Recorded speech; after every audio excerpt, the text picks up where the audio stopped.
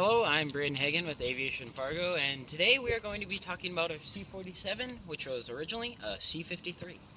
The C-47's first flight was actually as the DC-3 in 1935 when it was designed as an airliner, and its job is one of the best and still used by multiple countries in multiple roles, including airline services. The DC-3, being first built in 1935, was actually quite advanced for its time, being an all-metal aircraft and equipped with two engines, cantilever wing, meaning just monoplane straight wing across the bottom. Our model, though, painted with a green and light gray undertone, similar to what would be seen during World War II with the C-47 combat transport for paratroopers and glider tug, and also just multi-use aircraft overall, carrying many different supplies to different nations. The C-47 was also built by other countries, such as Britain. They built some of them, and also the Japanese used their own version that was codenamed the Tabby, which was similar to it, just built with Japanese engines and with their materials.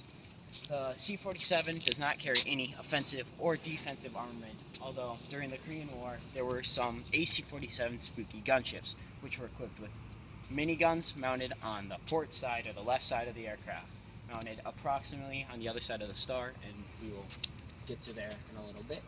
But the C-47 was also used as an executive transport during World War II and well liked overall as a pretty good aircraft. The C-47 mainly gained its fame and glory during D-Day and invasion of it was used in both the invasion of the Normandy beachhead area, well, not the beachhead area, but the area behind the beachhead where most of the parachute drops occurred. And it was also used in the Pacific, besides the transport role during some of the minor paratroop operations there. Alright guys, Martin here from Aviation Fargo, and the C-53, DC-3, C-47, whatever you want to call it, had a top speed of 207 miles per hour and a service ceiling of about estimated 30,000 feet. The aircraft had two Pratt & Whitney R1830-92 14-cylinder engines. The aircraft could tow up to two gliders that would carry 8 paratroopers each from the tail section, and back here it would normally have the rear door here removed, and the interior would have a wood flooring with wood benches so the paratroopers could jump out the aircraft. The C-53 first flew, as Braden Hagen specified, December 17, 1935. First entered production in 1941 for the military, designated as the C-47 Skytrain. Hence, it could tow two gliders at once from the tail section. It was mainly used as a transport, and it was used by multiple different countries, including Russia, as the Li-2 designation, which had a few machine guns in the top and ventral positions on the aircraft, and even Japan at some points. Hey, Sam here from Aviation Fargo, and we're going to continue the video of the C-47. In this clip we'll be talking about the specifics of this actual aircraft.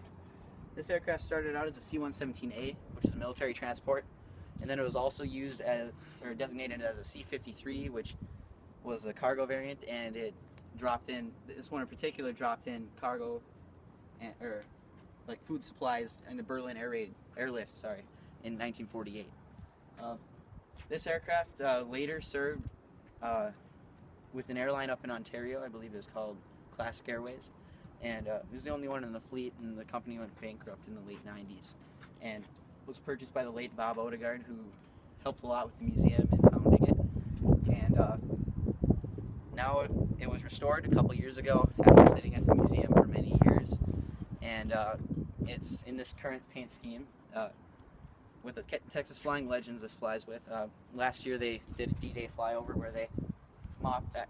During D-Day they actually mopped the D-Day stripes, the invasion stripes, and they had those, but they cleaned those off, and they're going to be painting them again for the VE Day flyover in Washington, D.C. this summer.